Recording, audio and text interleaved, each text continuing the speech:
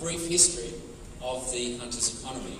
And here I'm going to identify some key factors that have helped shape the regional economy since the 1970s.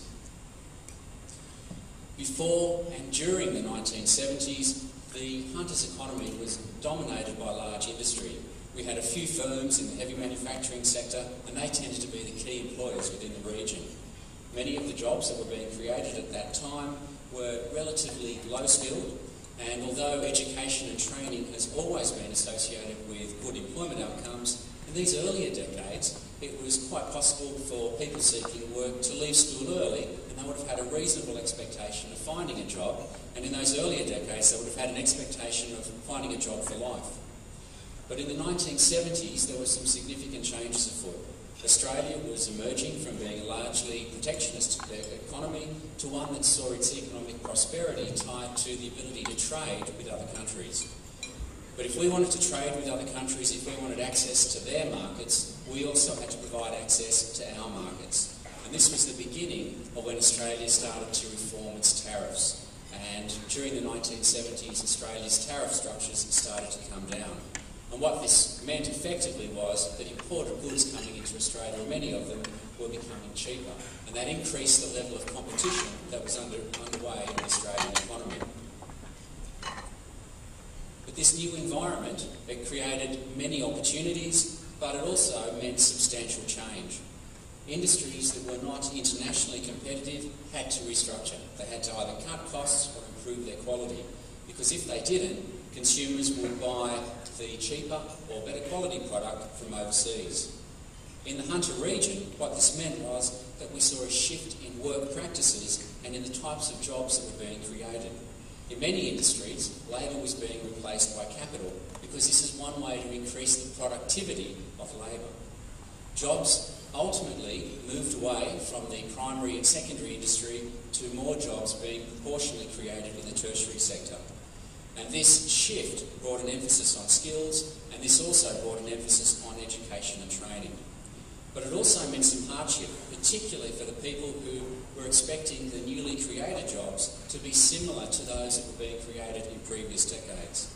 In the 1980s and the 1990s, the traditional, the relatively low-skilled jobs were in decline, whereas the high-skilled jobs were on the rise. During the 1990s, there were also new industries that were emerging, but also some of our old industries were reinventing themselves. These industries tended to be in the high technology areas, such as electronics, medicine, research and engineering, and local firms were adjusting to the international competition, and some of them were starting to thrive on the opportunities that lay outside Australia. And this next chart I'm going to show you typifies the kind of change that I'm talking about. And this chart shows census data from 1971 right through until the most recent census data of 2006. And there are three clear trends on this chart. Firstly, there's been a general decline in the proportion of people employed in the primary industry from 10% down to 6%. In terms of secondary industry, there's also been a proportional decline from 29% down to 11%. While these two sectors in the economy were shrinking proportionally in terms of the jobs that were being created, the tertiary sector was on the rise, growing from around 61% in 71 up to about 84% in 2006.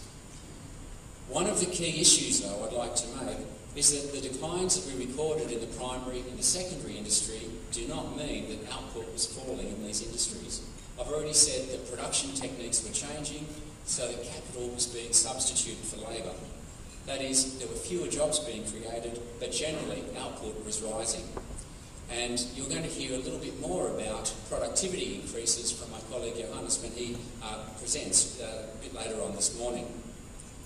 The structural changes that we saw in the Hunter in the 70s, 80s and 90s were typified by the rise of employment in the tertiary sector, but as I've noted, people were losing jobs as well, and they were losing them in the primary and secondary industries, and this had a clear economic impact. And on this chart, I've gone back to the decade of the 1990s for an example, because this was the decade when Australia fell into recession, but it was a particularly hard decade for the region's economy. In the early 1990s, our unemployment rate was close to 17%, and around this time, we had about 42,000 people out of work. That is about 3 times higher than the number of people who are unemployed today. Another point I'd like to make on this chart is that the way that we measure the economy has also been changing. When measuring the economy in these early decades, we only had a few key indicators, such as the number of people employed, unemployment rates, income levels, for example, and from that we had to deduce what the broader social impact might be in the region. But just as the economy has been changing and modifying to circumstances, so has our economic monitoring program. Now, I don't have time to present some of our new indicators today, but they are in our publication that will be available for you when you leave this morning. And in that publication we have got some wellbeing indicators, and specifically looking at the wellbeing of people who are unemployed. And it's a tool that we certainly didn't have available to us in earlier decades. But before I leave this section of the presentation, I'd just like to touch on what I think have been some of the important drivers that have helped to shape the economy. Firstly, I think there's national economic policy, particularly tariff policy. I think that's had a major influence in determining the current industry mix. Globalisation has certainly impacted on the region. It's opened up new markets, it's increased competition, and it's boosted the incentive for local firms to improve their productive capacity, and this has had a benefit to our local firms. We've also seen investment. And the investment has been in hard infrastructure, that includes roads and rail, but also in facilities such as the port, Newcastle Airport and Honeysuckle. Now, each of these facilities and this investment in infrastructure has a direct economic impact in terms of when it's constructed, but it has an ongoing economic impact in terms of the activities that infrastructure facilitates. And we've also had changes coming through in terms of investment in human capital. And this has predominantly occurred through education. And this has helped raise the productive capacity of the workforce. And again, this is something that Johannes will touch on shortly. The list of drivers that I've got here is of course incomplete, and there are other drivers that are going to help shape our economy in the future. But these are just some of the key ones that I think have been important for shaping our economy over recent decades.